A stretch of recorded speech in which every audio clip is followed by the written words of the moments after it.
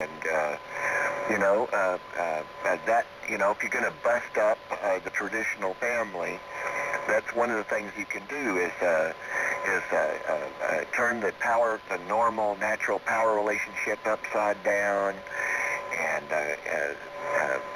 to complicate it with confusion and ridiculousness and contradiction. For example, the idea that diversity is actually conformity. Now, they know how absurd that is, that diversity is actually conformity. How absurd that is. It's not diversity that they want at all. They want compliance. They want you to knuckle under to coercion and to be used to being a slave, a socialist slave that does what he's told. A socialist slave does what he's told. It's a control mechanism. It's never about what it's about. It's a system of control. And, of course, that's obvious.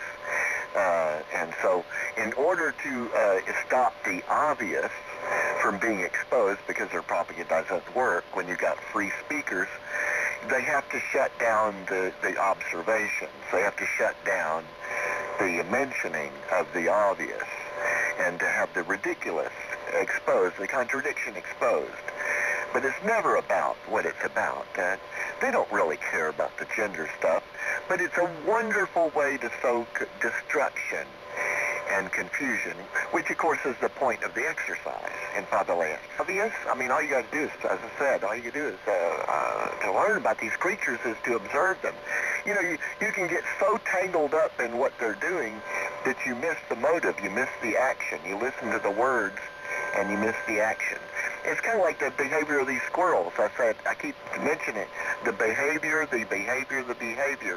Don't be distracted by the nonsense that comes out of their mouth. It's not what they're saying that they're about. What they're saying, the words are disposable. They're tools and implements of a temporary interest only for a trial balloon to see if they have any effect. They're tools and vehicles, instruments, and their devices. They crafted for the effect, the content of which they have no investment in whatsoever, beyond their perceived potential effectiveness. It's the action. That's the thing. It's the action. What are they doing? Not what they're saying. To listen to what they're saying is to be distracted and to miss the point. It's what they're doing. That's where it's at. They're performing an action. They're not communicating. They're doing. It's a thing they're doing. It's an agenda. The words are irrelevant, and they shouldn't be listened to. I've said that 1,000 times, and people don't seem to get it. And so, Billy. So, I won't share all of it, but I will say that some of what these people who you refer to as squirrels and mud ducks, they seem to want to attack you as though you've done something wrong. Now that I don't understand. Now, of course, they take issue with you being on the radio a lot. That I still don't really get because, as long as you're not taking up their time or interfering with them, then that should not be an issue. And anyone who would use 7200 as an example and you coming down to 7200 as being a problem, I would have to say, have you listened to 7200 when Raymond's not around? It's all but the same. I mean, there's not much else except for that Raymond adds his voice and his carrier to it, and then that brings on a whole other issue, that noisy fan of yours.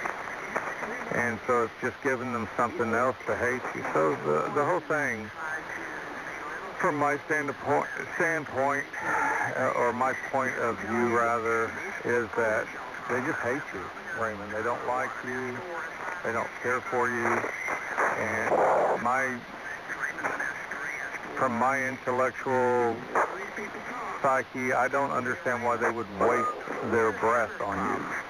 In other words, everybody has their own life to live. Now, I didn't mean to demean you in that statement, but what I'm saying is, why don't they, if they don't like you, why don't they go and do something different or move somewhere else? Or why are they wasting their time on you? To me, it's a big waste of time.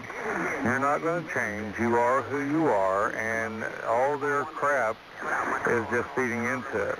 But now, if you're enjoying all their crap, then it becomes this big, huge, thick game of let's just all, I'll talk about the squirrels and I'll try to swamp them with my fan, while the squirrels are out there getting all worked up and chattering and going nuts, which is what it sounds like to me. That's the reason why I walk away. After a while, it's not even worth it.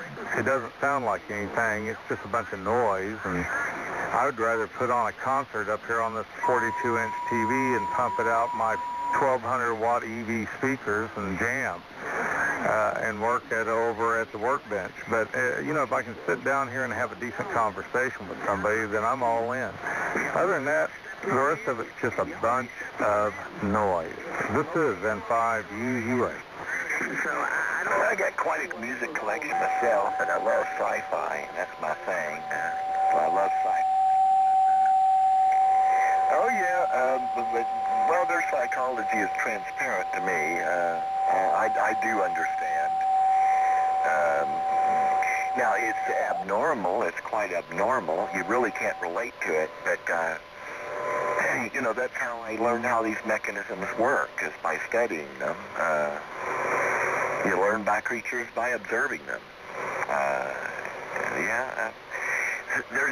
There's self-esteem problems involved. I'll put it that way.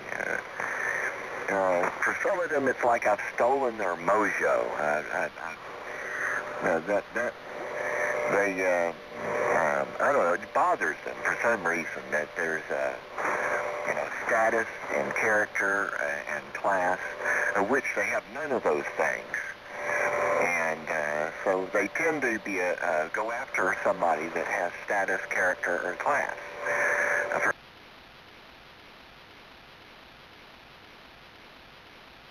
On display and advertise the fact that they have none of those things.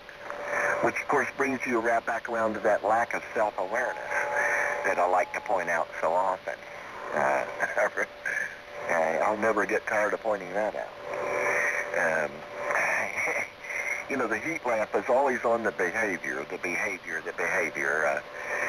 That's where they're exposed, so that's where my focus remains. But, I think they're kind of obvious and transparent, actually. That's one of the most glaring things about them, is that they are so obvious and transparent, and being so obvious and transparent, but seemingly without any awareness of their own transparency, which brings us about to that general lack of self-awareness that I like so much to point out. N5LAX.